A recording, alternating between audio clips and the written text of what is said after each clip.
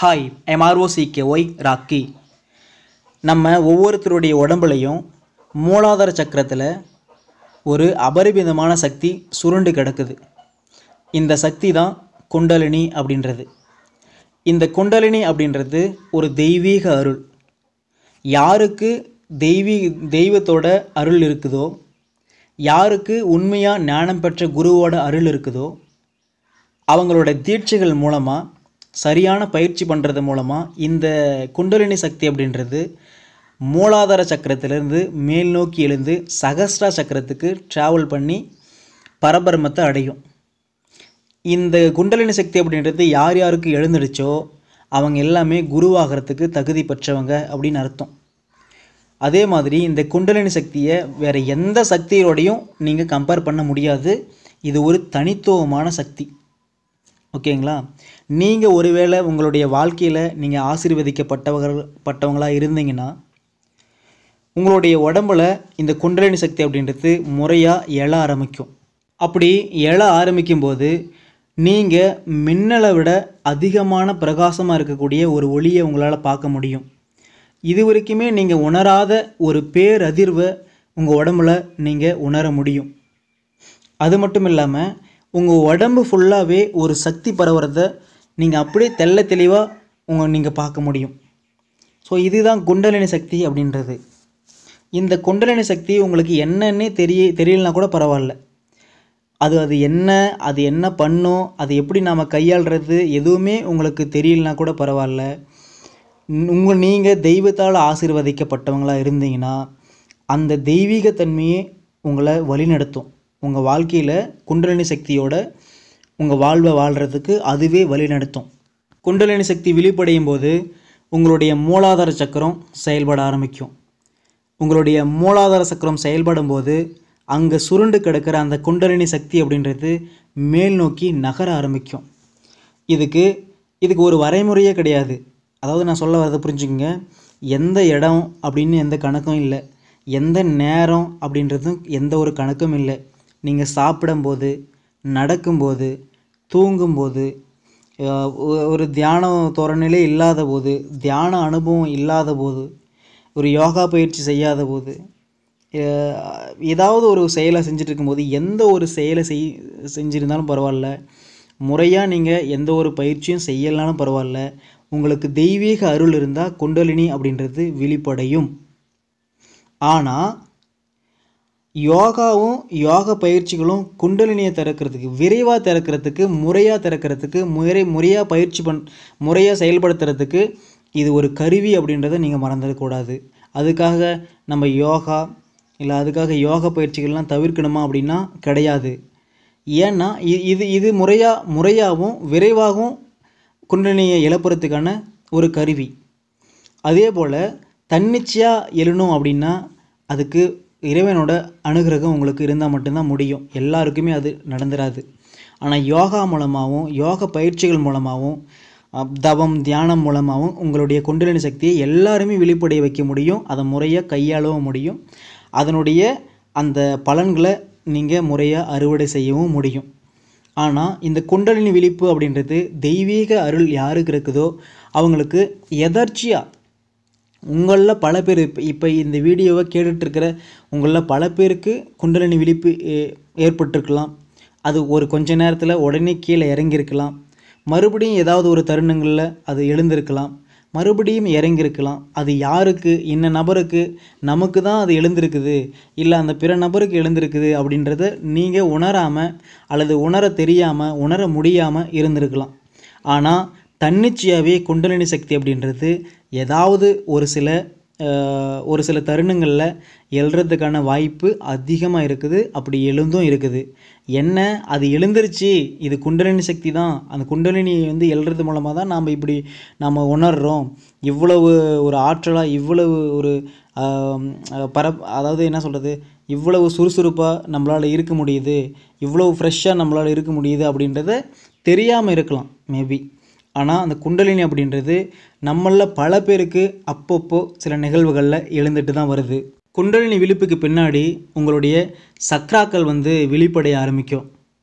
சக்ராக்கள் விழிப்படைய ஆரம்பிக்கும் போது உங்களுடைய ஒளி உடல் அப்படின்றது செயல்பட ஆரம்பிக்கும். உங்களுடைய வாழ்க்கையே கருணை நிறைந்த வாழ்க்கையாக அது மாறிடும். இப்போ தன்னிச்சையாக அந்த குண்டலினி சக்தி அப்படின்றது வெளிப்படைய ஆரம்பிக்கும் போது அதன் மூலமாக நீங்கள் கணக்கே இல்லைங்க, கணக்கு வழக்கில்லாத பலன்களை உங்களால் பெற முடியும். அந்த குண்டலினி எழும்போது உங்களுடைய முதுகு தண்டில் சில உணர்ச்சிகளை நீங்கள் உணரலாம். உங்களுடைய ஆற்றல் அப்படின்றது கீழே மூலாதாரத்திலேருந்து மேல் நோக்கி நீங்கள் போகிறத உங்களால் உணர முடியும், நிச்சயமாக உணர முடியும். அந்த ஆற்றல் அப்படின்றது மேல் நோக்கி போய் ஒவ்வொரு சக்கராக்குள்ளேயும் இருக்கிற அந்த முடிச்சுகளை அது தொலைச்சிட்டு அப்படியே மேல் நோக்கி போயிட்டே இருக்கும். இப்போ ஒவ்வொரு சக்கரமும் அப்படியே விழிப்படைஞ்சு அது சுத்திகரிக்கப்பட்டு எல்லா சக்கரமும் விழிப்படைஞ்சிச்சுன்னா வச்சுங்க, நீங்கள் உங்களுடைய அகங்காரத்தை கொன்னுட்டு உங்களுடைய உடல் மூலமாக இது வரைக்கும் செயல்பட்டு இருந்த இந்த வாழ்க்கையை கொஞ்சம் முடிச்சுக்கிட்டு இதுக்கு மேலே தெய்வீக ஆற்றலால் நீங்கள் உங்கள் வாழ்க்கையில் வழிநடத்தப்படுவீங்க. இதுதான் இந்த குண்டலினி சக்தியோட ஒரு மகத்துவம். குண்டலினி எழுந்தாவே நீங்கள் தெய்வீக நிலைக்கு போயிடுவீங்க. இந்த குண்டலினி உங்களுடைய முதுகு தண்டில் குண்டலினி போகிறத எழுறத உங்களால் உணர முடியும். அதுக்கு விழிப்பு தேவை. விழிப்புணர்வோடு நீங்கள் அதை கவனிக்கும் போது நிச்சயமாக இந்த ஆற்றல் உங்களுடைய முதுகு தண்டில் ட்ராவல் பண்ணுறதையும் உங்களுடைய சக்கராக்கள்லையும் அது உங்களுடைய சக்கராக்களை சுத்திகரிக்கிறதையும் பார்க்க முடியும்.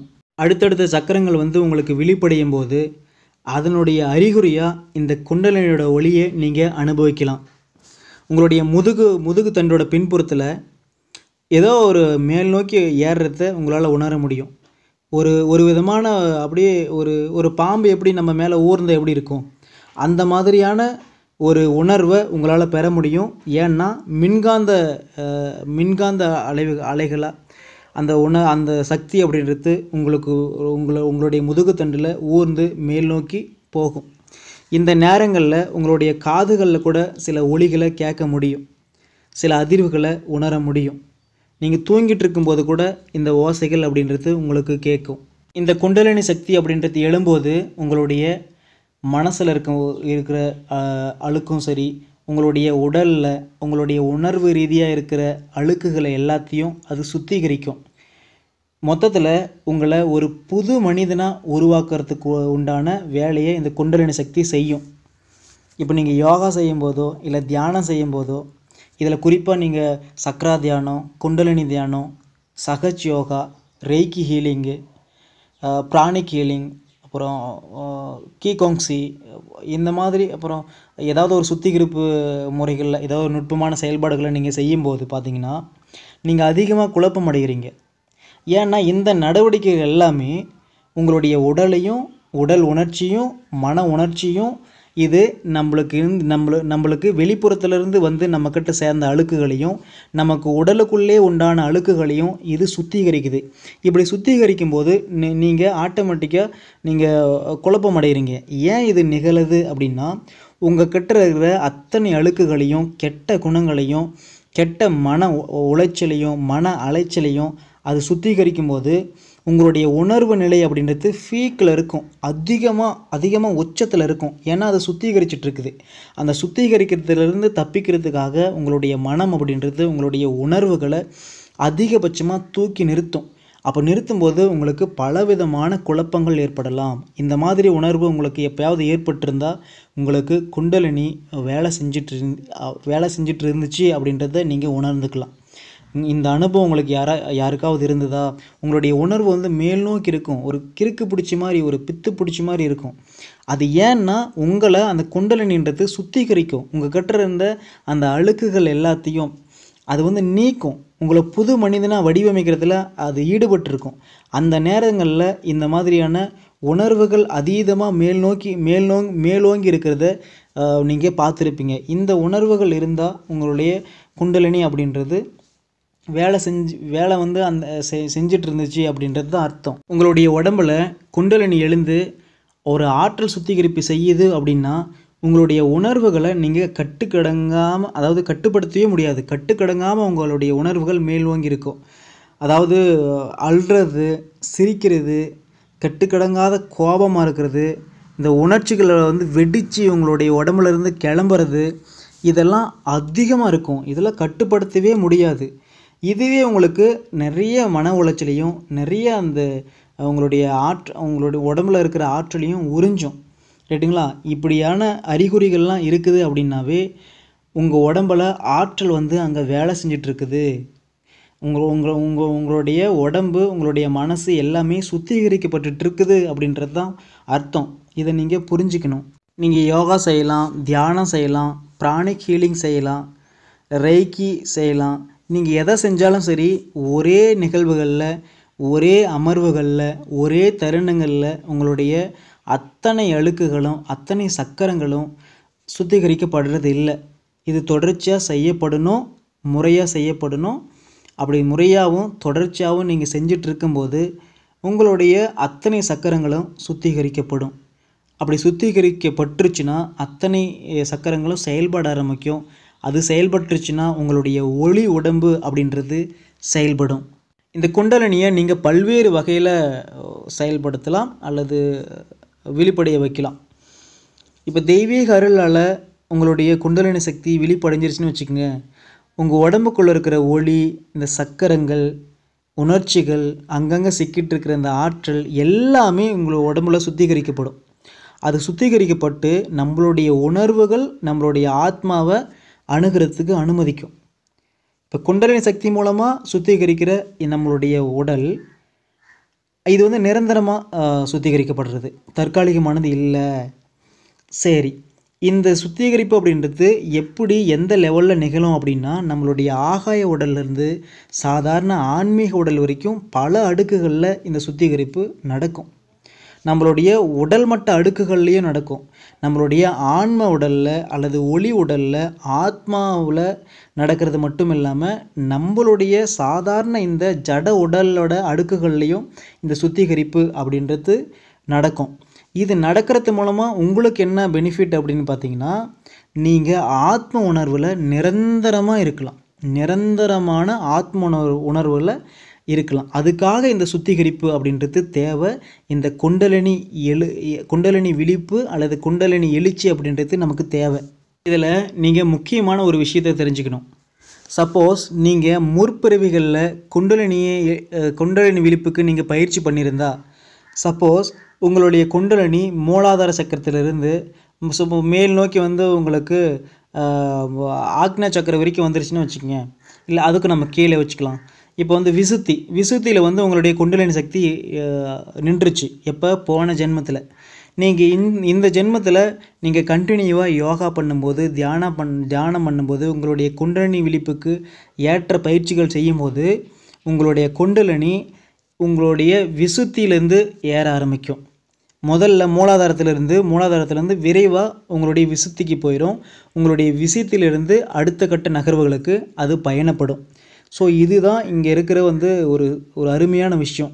அதனால தான் இப்போ பெரிய பெரிய மகான்களெல்லாம் ஏன் இந்த ஜென்மத்தில் வந்து மகான்களாக இருக்காங்க, அவங்க எப்படி வந்து இவ்வளோ விரைவாக வந்து அவ்வளவு அறிவோட, அவ்வளவு ஆன்மீக ஆர்வத்தோட, தத்துவத்தோட எப்படி வந்து அவங்க மகான்களாக மாறினாங்க அப்படின்னா, அவங்க முன்னாடி பிறவியில் இதுக்கான ப்ராசஸில் பயிற்சியில் இருந்திருப்பாங்க. அப்போ அவங்களுடைய அந்த ஆற்றல் அப்படின்றது ஒரு குறிப்பிட்ட சக்கரங்கள் வரைக்கும் ஏறி நின்றுருக்கும். அடுத்தடுத்த பிறவிகளில் அவங்க அதை வந்து பயிற்சி பண்ணும்போது, கண்டினியூ பண்ணும்போது அங்கேருந்து சில நகர்வுகள், அதுக்கடுத்தது அடுத்த பிரிவில் எங்கே நின்றுச்சோ அங்கேருந்து சில நகர்வுகள் நகர்ந்து இப்போ வந்து முழுசாக நம்ம ஆக்ஞாவில் சகஸ்ராவுக்கு அந்த சக்தி அப்படின்றது பயணப்பட்டிருக்கும். அதனால தான் இந்த பிறவியில் அவங்க எல்லாம் மகான்களாக இருக்காங்க. நம்மளால் ஏன் வந்து இன்னும் நம்மளால் ஆக முடியலன்னா, முன்னாடி பிறவிகளில் அதுக்கான முயற்சிகள் நம்மக்கிட்ட இல்லாமல் இருந்திருக்கலாம். ஸோ அந்த சக்தியில் வந்து மேல் நோக்கிய நகர்வு அப்படின்றது குறைவாக இருந்திருக்கலாம். அதனால தான் இந்த பிரிவில் நாம் சாதாரண மனிதர்களாக இருக்கிறோம், அவங்க மகான்களாக இருக்கிறாங்க. ஸோ இதை உணர்ந்து நாம் இந்த பிரிவில் இப்போ இருந்து நம்ம பயிற்சி பண்ண ஆரம்பிக்கணும். பயிற்சி பண்ண ஆரம்பித்தா தான் அடுத்தடுத்த பிறவிகளில், அடுத்தடுத்த ஜென்மங்களில் நம்ம அந்த மகான் வாழ்வு, அந்த பரபிரமத்தை நோக்கி நகர முடியும். அது மட்டும் இல்லாமல் இதே பிறவியில் கூட நீங்கள் முழு முயற்சியாக நீங்கள் குண்டலினி சக்தியை எழுப்பி நீங்கள் பயிற்சி பண்ணும்போது பரமாத்மாவோட உங்களுடைய ஜீவாத்மாவை இணைக்கலாம் அப்படின்றது உறுதி. இதை நீங்கள் மனசில் நிறுத்திக்கோங்க. உங்களுடைய வாழ்க்கையில் ஒரு குறிப்பிட்ட தருணங்களில் நீங்கள் ஆன்மீகத்தால் ஈர்க்கப்படுவீங்க. தியானங்களால் கவரப்படுவீங்க. ஏதாவது ஒரு யோகாவால் நீங்கள் முழுமூச்சாக வந்து ஈர்க்கப்படுவீங்க. உங்களுக்கு ஆன்மீகத்தில் ஆர்வம் தூண்டப்படும். நீங்கள் ஆன்மீகத்தில் இறங்குவீங்க.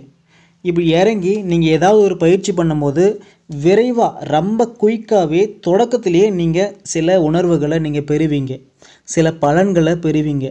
இதுக்கெல்லாம் என்ன காரணம் அப்படின்னா, இங்கே நம்ம கண்ணு முன்னாடியே பல ஆண்டுகளாக 8 வருஷம் 10 வருஷம் நான் பண்ணுறேன், எனக்கு எந்த ஒரு உணர்வுமே தெரியல, நான் அப்படியே தான் இருக்கிறேன் அப்படின்னு சொல்கிறவங்கெல்லாம் நம்ம எத்தனையோ பேர் கேள்விப்பட்டிருக்கிறோம். ஆனால் உங்களுக்கு சப்போஸ் நீங்கள் ஆன்மீகத்தால் ஈர்க்கப்பட்டு தியானம் செய்ய ஆரம்பித்து இந்த மாதிரியான உணர்வுகள் விரைவாகவே ஏற்பட்டுருச்சுன்னா, நீங்கள் ஒன்று புரிஞ்சுக்கணும், நீங்கள் முற்பிறவியில் பயங்கரமான ஆன்மீகத்தில் இருந்திருக்கீங்க அப்படின்னு அர்த்தம். யோக பயிற்சியிலையும் தியான பயிற்சியிலையும் நீங்கள் போன பிறவியில் திளைச்சிருக்கீங்க அப்படின்றது தான் அர்த்தம். நீங்கள் தெய்வீக அருள் அப்படின்றது இயற்கையாகவே உங்களுக்கு இருக்குது. இந்த பிறவியில் தெய்வீக அருள் இயற்கையாகவே இருக்குது அப்படின்னு தான் அர்த்தம். ஏன்னா பல வருஷமாக இங்கே பயிற்சி பண்ணியும் சின்ன அனுபவம் கூட பெற முடியாத நபர்கள் இருக்காங்க. நீங்கள் பயிற்சி பண்ண ஆரம்பித்து உடனே உங்களுக்கு அந்த அனுபவம் அப்படின்றது, ஏதாவது ஒரு உணர்வுகள் அப்படின்றது கிடச்சிருச்சுன்னா நீங்கள் உண்மையாகவே அதிர்ஷ்டசாலி. தெய்வீக அனுகிரகம் உங்களுக்கு இருக்குதுன்னு தான் அர்த்தம். ஸோ ரைட்டுங்களா? நீங்கள் குண்டலினி தியானத்திலேயோ இல்லை குண்டலினி சக்தியாலேயோ இல்லை ஆன்மீகத்தாலேயோ தியான பயிற்சிகளாலேயோ யோக பயிற்சிகளாலேயோ ஏதாவது ஒரு முறையில் ஈர்க்கப்பட்டால் உடனே போயிட்டு அதுக்கு ரெஸ்பான்ஸ் பண்ணுங்கள். அதை வந்து இக்னோர் பண்ணாதீங்க, அதை தடுத்துடாதீங்க. ஏன்னா நமக்கு முற்பிறவி பலனாக ஆன்மீகத்துக்கு அது வந்து உங்களை கூப்பிடுது, உங்களை வந்து இழுத்துட்டு போகுது. உங்களுடைய ஆன்ம உணர்வு அப்படின்றது இழுத்துட்டு போகுது. இந்த உலக வாழ்க்கையில் நீங்கள் இருந்துட்டு அதை இக்னோர் பண்ணி தள்ளி விடாதீங்க. நீங்கள் கூர்ந்து கவனித்து உங்களுடைய மனசு எப்போ ஆன்மீகம் பக்கம் இழுக்குதோ, எப்போ தியானம் பக்கம் இழுக்குதோ, அப்போ உடனே நீங்கள் போயிட்டு பயிற்சி பண்ண ஆரம்பிக்கணும். அப்படி நீங்கள் பயிற்சி பண்ண ஆரம்பிக்கும் போது நிச்சயமாக பெரிய பலன்களை நீங்கள் பெற முடியும். விரைவாக பெரிய பலன்களை பெற முடியும். ஏன் அப்படின்னா, முன்னாடி பிரிவில் நீங்கள் அதுக்கான அஸ்திவாரத்தை போட்டிருக்கீங்க. அதனுடைய தொடர்ச்சியாக நீங்கள் இங்கே பெரிய பலன்களை விரைவாக நீங்கள் அறுவடை பண்ணுவீங்க. ஸோ உங்களுக்கு வரக்கூடிய இந்த தெய்வீக ஆர்வம், ஆன்மீக ஆர்வத்தை நீங்கள் இக்னோர் பண்ணாமல் தியானத்தில் ஈடுபட்டு இந்த குண்டலினி சக்தியை வெளிப்படைய வைக்கணும். இந்த குண்டலினி சக்தியை நம்ம ஆக்ஞாவை தாண்டி சகஸ்ரா தலத்துக்கும் நம்ம உயர்த்தி கடவுள் நிலையை அடையணும் அப்படின்றது தான் இந்த வாழ்க்கையோட ஒரே ஒரு குறிக்கோள். ஸோ குண்டலினி சக்தி வெளிப்படையுது அப்படின்னா எல்லா தருணங்கள்லையும் வெளிப்படையும். ஏதாவது நம்ம சும்மா, நான் உதாரணத்துக்கு சரி சொல்ல வரல, உதாரணம் சொல்ல அது தப்பாக போயிடும். ஆனால் எளிமையாக புரியும் உங்களுக்கு. அந்த உதாரணம் வேணாம், அது தப்பாக இருக்கும், வேணாம். சரி, நான் சொல்கிறத மட்டும் புரிஞ்சுக்குங்க. குண்டலினி அப்படின்றது எந்த தருணங்கள்லையும் உங்களுக்கு விழிப்படைஞ்சிருக்கலாம். நீங்கள் விளையாடிட்டு இருக்கும்போது, அல்லது வந்து நீங்கள் வண்டி ஓட்டும்போது, ஏதாவது ஒரு தருணங்களில் நீங்கள் சண்டையிடும்போது, நீங்கள் அமைதியாக உங்களுடைய காதலியோடையோ உங்களுடைய மனைவி அல்லது கணவனோடையோ நீங்கள் பேசிகிட்டு இருக்கும்போது, இந்த மாதிரி தருணங்களில் கூட இந்த குண்டலினி உயர்ச்சி அப்படின்றது உங்களுக்கு ஏற்படும். அதுக்கு நேரங்காலம் இடம் எதுவுமே கிடையாது. ஆனால் அது எழும், அதை நீங்கள் உணர மாட்டீங்க. உணரக்கூடிய அந்த ஆற்றல் அப்படின்றது, அந்த உணரக்கூடிய அப்படின்றது, அந்த விழிப்புணர்வு அப்படின்றது உங்களுக்கு இல்லாத இருக்கிறதுனால அது வந்து தெரியாது. சில நேரங்களில் நீங்களே யோசிச்சு பாருங்கள், உங்களையே அறியாமல் அதீத புத்துணர்ச்சியாக அவ்வளோ ஆற்றலோட ஏதாவது ஒரு செயலை செஞ்சு ஜெயிச்சிருப்பீங்க. அந்த செயலில் பல பேரோட பாராட்டை வந்து நீங்கள் பெற்றிருப்பீங்க. உங்களுக்கே ஆச்சரியமாக இருக்கும், ஐயோ நாம் இவ்வளோ பெரிய விஷயம் செஞ்சிட்டோமா, இவ்வளோ வந்து பேர் வாங்கிட்டோமே, இது நமக்கு அமைஞ்சிருச்சு, இதை நம்ம எதிர்பார்க்கவே இல்லையே அப்படின்லாம் நீங்கள் தோணுச்சு. அப்படின்னா அதை நீங்கள் தான் செஞ்சீங்க. உங்களுக்குள்ளே இருக்கிற ஆற்றலை தான் செஞ்சிச்சு. உங்களுக்குள்ளே இருக்கிற அந்த குண்டலினி சக்தி தான் அந்த விழிப்படைஞ்சு அது தூண்டுதல் மூலமாக செஞ்சிச்சு. ஆனால் அதை உணர முடியாத நிலைமையில் நம்ம இருக்கிறதுனால அதை புரிஞ்சிக்க முடியல. ஸோ நீங்கள் விழிப்பாக இருந்து இந்த குண்டலினி தெய்வீக அருளால் உணர்றது, தெய்வீக அருளால் விழிப்படைகிறதையும் நீங்கள் உணரலாம். அல்லது யோகா தியான பயிற்சி மூலமாகவும் செஞ்சு உங்களுடைய குண்டலினியை வெளிப்படைய வைக்கலாம். எந்த முறையை நீங்கள் கையாண்டாலும் சரி, ஆனால் குண்டலினி சக்தி அப்படின்றத வெளிப்படைய வைக்கிறது இந்த வாழ்வோட நோக்கம். வெளிப்படைய வச்சு கடவுள் தன்மைக்கு போகிறது இந்த வாழ்வோட ஒரு இன்றியமையாத நம்மளுடைய கடமை அப்படின்னு கூட வச்சுக்கோங்க. இந்த வாழ்க்கையோட கடமை என்ன அப்படின்னா, நம்மளுடைய குண்டலினி விழிப்பை ஏற்படுத்துறது, நம்மளுடைய நெற்றிக்கண்ணை திறக்கிறது, வீடு பேர் அடைகிறது, கடவுள் தன்மை அடைகிறது, பரமாத்மாவோடு இணையிறது. இதுதான் நம்மளுடைய அல்டிமேட் கோல். ஓகே, இதை மட்டும் மனசில் நிறுத்தி இந்த குண்டலினி சக்தி அப்படின்றது என்னென்னு புரிஞ்சுக்கிட்டு உங்களுடைய உடம்பில் ஏதாவது நீங்கள் உணர்றீங்களா, சில விதமான உணர்ச்சிகளை உணர்றீங்களா, நான் சொன்ன மாதிரி ஏதாவது நீங்கள் இதுக்கு முன்னாடி உணர்ந்திருக்கீங்களா அப்படின்றத நீங்கள் யோசித்து பார்த்து நீங்கள் கமெண்ட்ஸில் பின்னூட்டமாக நீங்கள் கொடுங்க, கமெண்ட் பண்ணுங்கள், மற்றவங்கள படித்து தெரிஞ்சுக்கிட்டோம். ஏன்னா இந்த மாதிரி உணர்வுகள் இருந்தால் எனக்கும் இருந்துச்சு, ஆமாம் இப்போ ஏற்பட்டுச்சு அப்படின்னு நிறைய நண்பர்கள் வந்து தெரிஞ்சுக்குவாங்க. உங்களுடைய அனுபவங்களை நீங்கள் கமெண்ட் பண்ணிங்கன்னா பல பேர் படிக்கும்போது இது நமக்கும் ஏற்பட்டுச்சே, ஓ நான் இதனால தான் ஏற்பட்டுச்சு அப்படின்னு நிறைய பேர் தெரிஞ்சுக்குவாங்க. ஸோ நான் இதை தான் இந்த வீடியோவில் நம்ம உங்களுக்கு உணர்த்த வந்தேன். நன்றி. புரிஞ்சிருக்கும்னு நினைக்கிறேன். நன்றி.